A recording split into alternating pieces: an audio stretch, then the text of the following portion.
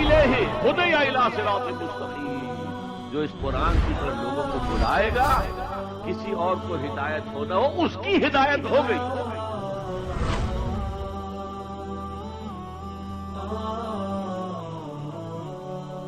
اب ہم آپ کو اس مرکب ناقص کی تیسری قسم مرکب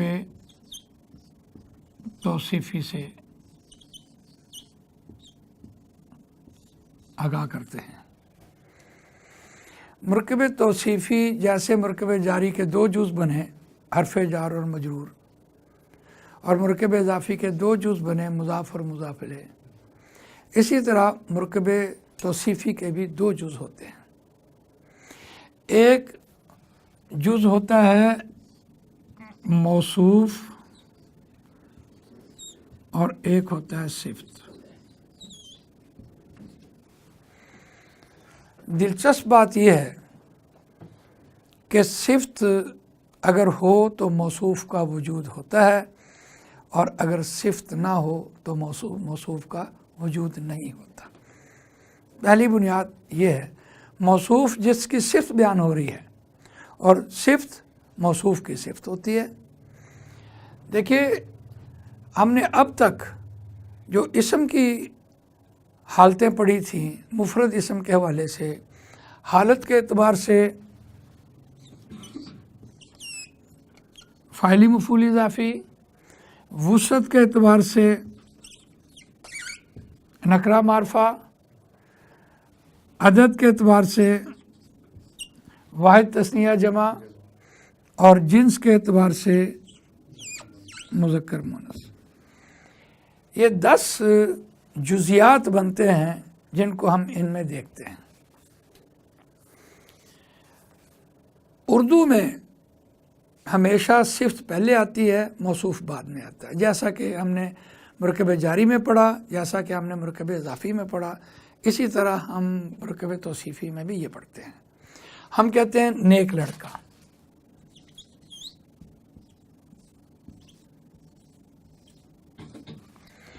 نیک لڑکا۔ اب دیکھیے، صفت پہلے آئی ہے اور موصوف بعد میں آیا۔ یہ ایک بڑی وجہ ہے کہ صفت پہلے آنے کی وجہ سے ہماری اردو ہو یا پنجابی ہو ہمیشہ ذو معنی ہوتی ہے۔ جیسے ہم نے آپ کے سامنے مرکب اضافی میں بات رکھی تھی کہ ایک چیز کے بہت سے دعوے دار بن جاتے ہیں، لیکن عربی میں یہ گنجائش موجود نہیں ہوتی۔ اسی طرح عربی میں مرکب توصیفی بھی کی یہ گنجائش موجود نہیں ہوتی کہ اس کے دو معنی کر لیا جائے۔ ہمارے پیش نظر چونکہ قرآن سمجھنا ہے اور قرآن میں سیکھنا سکھانا ہے اور اس کی اصل روح تک پہنچنا ہے، تو پھر ان مرکبات کو اچھے طریقے سے دیکھیے۔ اب ہم کہہ رہے ہیں نیک لڑکا، تو ہم کہتے ہیں ولدن صالح۔ اعرابی اعتبار سے دونوں ایک جیسے ہوں گے۔ حالت کے اعتبار سے دیکھیے تو آپ کو فاعلی حالت مل رہی ہے، وسعت کے اعتبار سے دیکھیے تو آپ کو نکرہ مل رہا ہے، عدد کے اعتبار سے دیکھیے تو آپ کو واحد مل رہا ہے، جنس کے آپ دیکھیے تو آپ کو مذکر مل رہا ہے۔ یہ کبھی ایسا ممکن نہیں ہے کہ ولد ان کے بعد آپ کی صفت وہ صالحتن ہو جائے۔ لڑکے کی صفت لڑکیوں جیسی نہیں ہو سکتی۔ لیکن آج کی دنیا میں جو ہم پریکٹیکل دیکھتے ہیں وہ اسی طرح ہی ہے کہ ایک نے دوسرے کی شکل بنائی ہوئی ہے تو لڑکا لیکن لڑکیوں جیسا لباس پہنا ہوا ہے۔ یہ غیر مناسب باتیں ہیں۔ اس اعتبار سے ہم نے مرکب توصیفی کو دیکھا، قرآن مجید کی حکمتیں دیکھیں۔ قرآن مجید کہتا ہے امتن مسلمتن، امتن مسلمتن، قرآن مجید یہ کہتا ہے۔ اور یہ حضرت ابراہیم علیہ السلام کی دعا، ربنا واجعلنا مسلمین لک ومن ذریتنا امۃ مسلمۃ لک، یا اللہ ہم دونوں کو اپنا فرما بردار، ہمارے میں سے ایک فرما بردار امت پیدا کر دے۔ اگر وہ فرما بردار ہے تو امت کہلانے کی حقدار ہے۔ اور آج یہی لفظ آج کی امت مسلمہ کے لیے غلط العام استعمال ہو رہا ہے. یہ لفظ یا اس مرکب کا اطلاق نبی اکرم صلی اللہ علیہ وسلم کی ذات پر ہوا کہ نبی اکرم صلی اللہ علیہ وسلم جب تشریف لائے تو امت بنی, شریعت نافذ تھی, رعایا نے بات مانی. آج یہ کیسے ہوگا؟ شریعت تو ہے نہیں, رعایا بیت المال ہی نہیں آپ کا, کچھ بھی نہیں آپ کا, تو کیسے امت مسلمہ بنے گی؟ اس اعتبار سے مرکب توصیفی کی اہمیت جانیے. اگر یہ صفت ہے تو موصوف ہے, وجود ہے, ورنہ نہیں. اس کے برعکس اس کے مقابلے میں ایک اور دیکھتے ہیں, جب آپ کہتے ہیں اہدنا الصراط المستقیم, صراط المستقیم,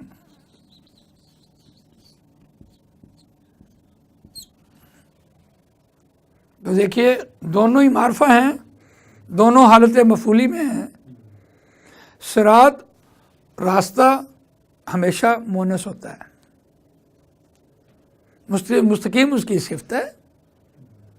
عدد کے اعتبار سے آپ اس کو جمع کا لفظ کہہ دیجئے, کوئی حرج نہیں ہے, لیکن سیدھا ہے تو راستہ ہے, اگر سیدھا نہیں ہے تو راستے کا وجود ہی نہیں ہے. اس پر نبی اکرم صلی اللہ علیہ وسلم نے ایک خط کھینچا جو سیدھا تھا. دو نقطوں کو ملانے والا خط ہمیشہ سیدھا ہوتا ہے, اور ضروری نہیں ہے کہ یہ شارٹ کٹ تو ہوگا. دو نقطوں کو ملانے والا خط جو ہے شارٹ کٹ تو ہوگا, لیکن ضروری نہیں کہ وہ آسان بھی ہو. ہم آسانی کے لیے اپنی مجبوریاں, اپنی کمزوریاں, اپنی مسلطیں, جی اپنے معاملات کو سامنے رکھ کر ہم کہہ رہے ہوتے ہیں کہ نہیں جی دین تو آسانی کا راستہ ہے. اس بات سے تو ہمیں کہیں ثابت نہیں نظر آ رہی. ضروری نہیں ہے کہ آسان ہو, شارٹ کٹ ضرور ہوگا. اگر وہ شارٹ کٹ ہے تو مستقیم ہے, شارٹ کٹ ہے, مستقیم ہے, سیدھا ہے, شارٹ کٹ ہے تو راستہ ہے نا, ورنہ کیسا راستہ؟ اب اس کو اگر فلسفی اعتبار سے ہم دیکھیں اور منطقی اعتبار سے دیکھیں تو آج ایک شخص دعوت دے دوسرے کو تو پھر وہ دو بنے. پہلے دن وہ دو تھے, دوسرے دن وہ چار بنے, تیسرے دن وہ 8 بنے, اور چوتھے دن وہ 16 بنے, اور 5ویں دن وہ 32 بنے, اور 6ٹھے دن وہ 64 بن گئے.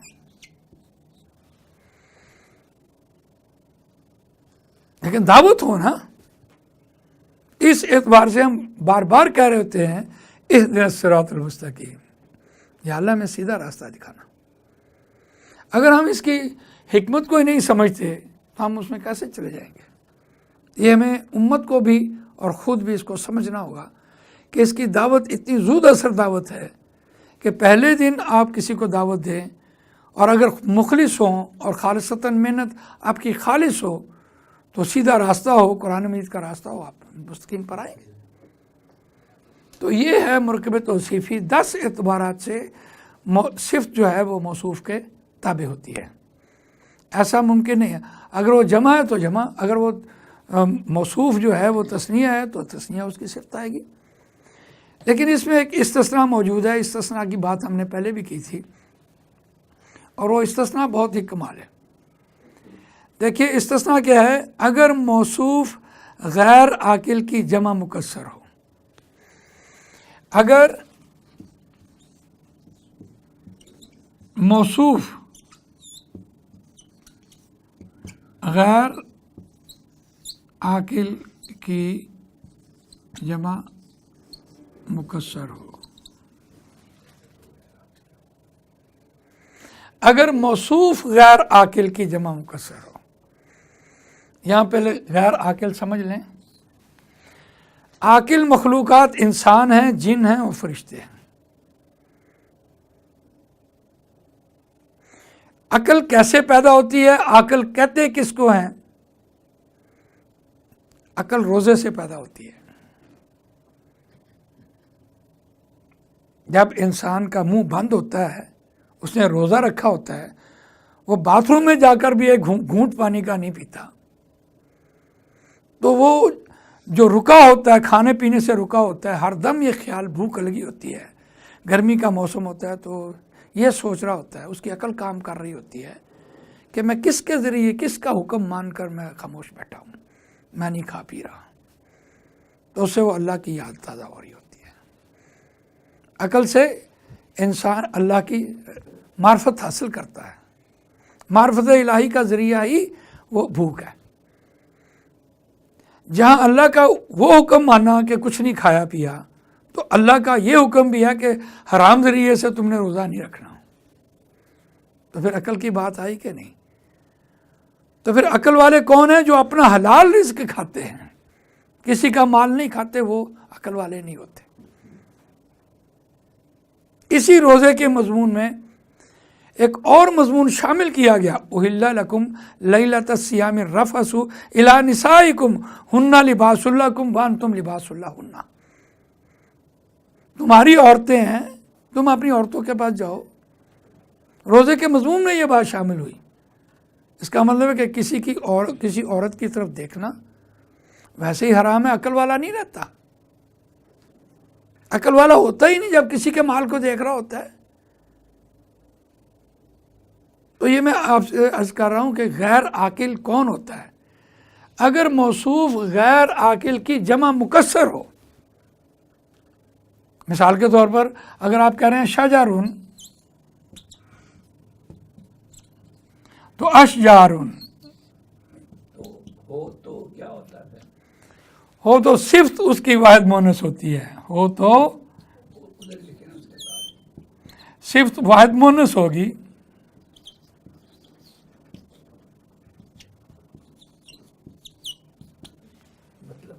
خاتون بنے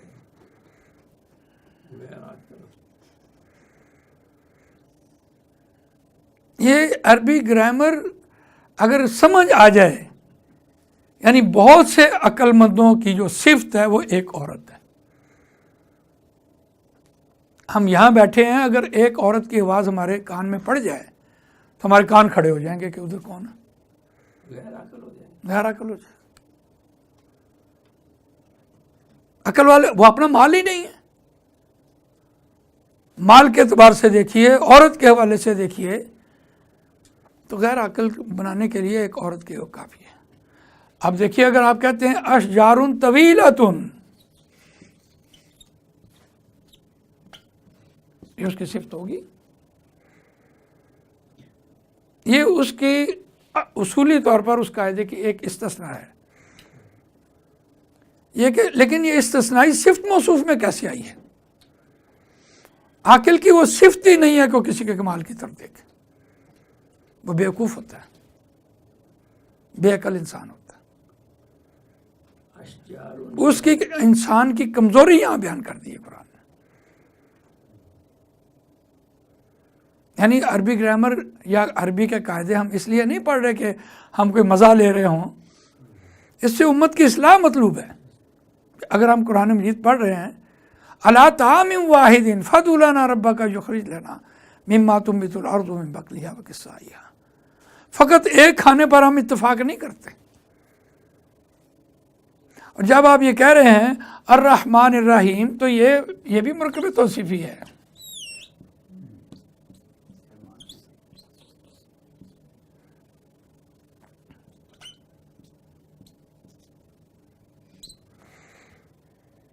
الرحمن الرحیم مادے کے اعتبار سے را ہا میم دونوں کے ہیں،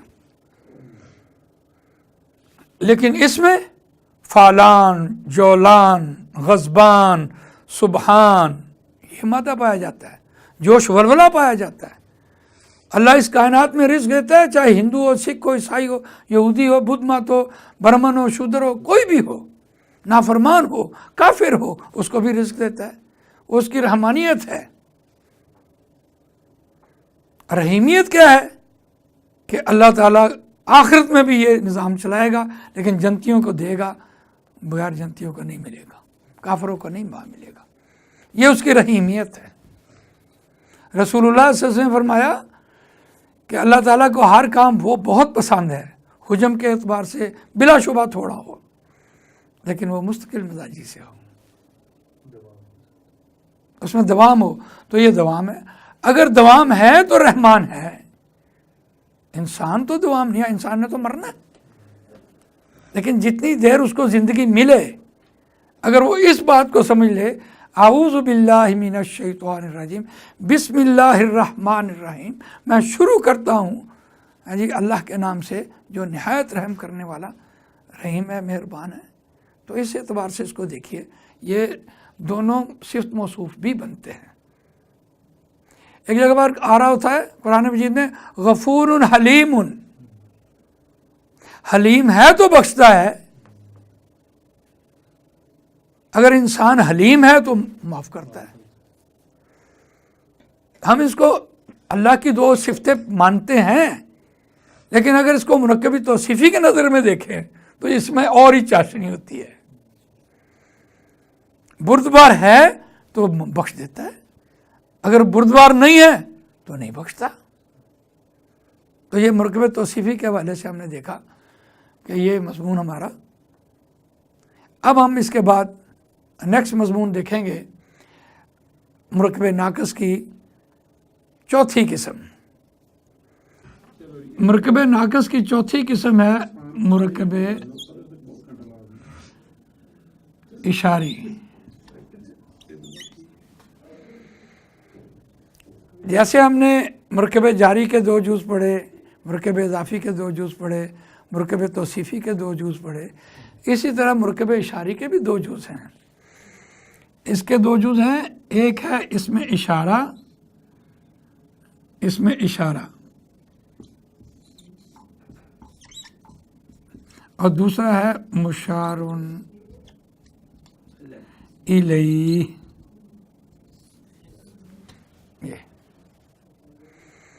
یہاں آ کر اس میں اشارہ کے حوالے سے ہم دیکھتے ہیں ہاذا، یہ بھی مبنی ہے، ہاذانی تثنیہ کے لیے اور ہاؤلائی جمع کے لیے. پورا چارٹ ہمارے پاس اس میں اشارے کے موجود ہیں. اس اعتبار سے حاضی مونس آیا، تل کا جو ہے وہ ذالکا اور تل کا سارے اس میں اشارہ ہیں. مرکب جب بنتا ہے تو اس میں اشارہ چونکہ یہ معرفہ ہوتا ہے اور مبنا ہوتا ہے، دونوں ہی الفاظ استعمال کر جاتے ہیں. مثال کے طور پہ ذالکا اس میں اشارہ ہے، تو مشار الیہ جو ہے وہ بھی ہم ذالک الکتاب معرفہ لے کے آئیں گے. اگر یہ دونوں معرفہ ہیں تب یہ مرکب ناقص ہے. اگر یہ دونوں معرفہ نہ ہوں، مثال کے طور پر ذالکا کتابن ہو تو وہ کتاب ہے، وہ پھر جملہ بن جائے گا. حاذل کتاب مرکب اشاری ہے کیونکہ دونوں معرفہ ہیں. یہ ہر اعتبار سے ہمیں دونوں معرفہ لانے ہوں گے. اولئک المجرمون، وہی گناہگار وہ، یہ ترجمہ ہوگا. تو یہ بہت آسان بات ہمارے لیے تھی کہ ہم نے مرکب اشاری کے دو جز پڑھے، لیکن ایک اس میں استثنائی قاعدہ ہے، وہ بڑا دلچسپ ہے. میں نے آپ سے عرض کی تھی کہ اگر استثناء کو ہم پڑھیں تو اس میں جو حکمتیں موجود ہوتی ہیں بلا شبہ وہ ایک قاعدہ بن جاتی ہیں. دیکھیں، اگر مرکب اضافی، اگر مرکب اضافی مشار الیہ ہو تو پھر کیا ہوگا؟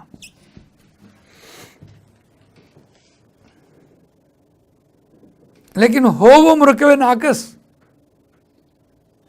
بات ادھوری ہو، مرکب ناقص ہو، بات ادھوری ہو تو پھر کیا ہوگا؟ دیکھیے، مثال کے طور پر لڑکے کی یہ کتاب، बात भी अधूरी है और जिस मुरक्कब में इसमें इशारा आ जाए वो मुरक्कब इशारी होता है। बात भी अधूरी होती है, होता भी इसमें।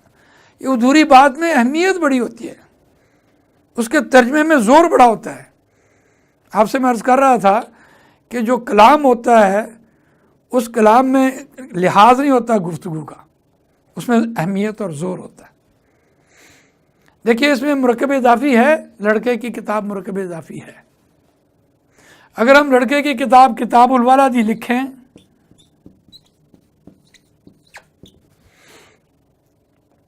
और इसके शुरू में हाज़ा लगा दें, फिर ये नाक़िस नहीं रहेगा, फिर ये जुमला बन जाएगा। हाज़ा किताबुल वलादी, ये लड़के की किताब है, ये जुमला बन जाएगा। अब हम क्या करें? इसका मतलब ये हुआ कि आप हाज़ा को बाद में लेके आइए मुरक्कब नाक़िस बनाने के लिए। अब दिलचस्प बात इसमें यह है कि मुज़ाफ मारफा होता है और हाज़ा भी तो मारफा है।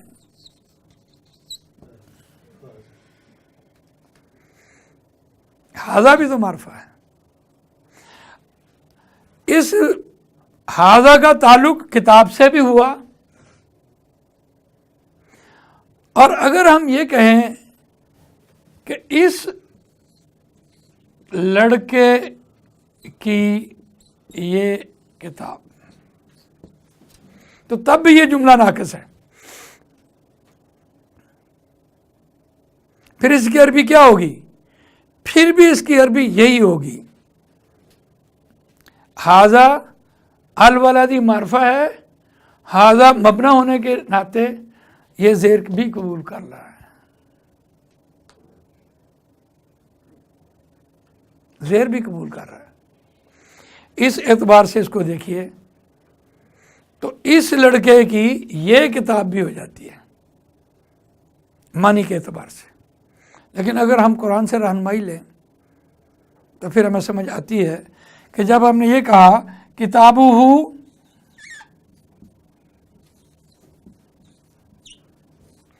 हमने कहा उसकी किताब, उस एक लड़के की किताब, तो हम ये भी तो कह रहे थे उस एक लड़के की अपनी किताब, क्योंकि ज़मीर जब किसी इसम के साथ जुड़कर आती है तो उसके चार मानी, तीन चार मानी आ जाते हैं। इसको हम देखते हैं कि कौन सा प्रॉपर जो तर्जुमा है वो क्या है। तो कुरान कह रहा है लिका यौमिकुम हाज़ा,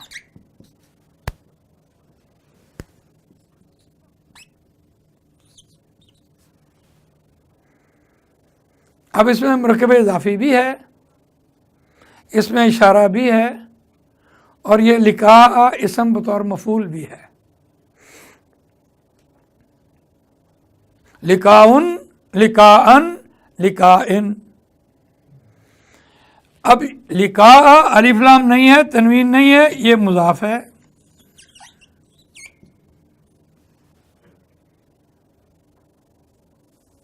और यौमिकुम ये ज़ेर बता रही है, ये मुज़ाफ इलैह भी है। अगर तरकीब में आप जाते हैं तो यौमी अलिफ लाम नहीं है, तनवीन नहीं है, तो ये मुज़ाफ भी है। और कुम जो है ये मुज़ाफ इलैह की जगह पर आ रही है।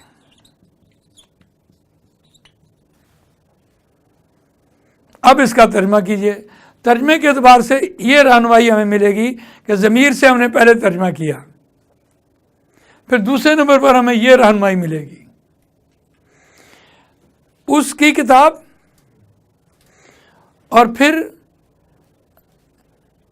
इस लड़के की किताब, यानी लड़के की ये किताब। अब हम इसका तर्जमा करें, तुम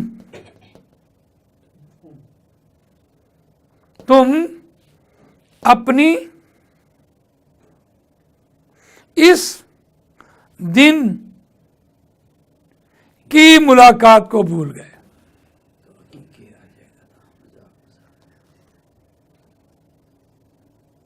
یہ ہے اس کا پراپر ترجمہ.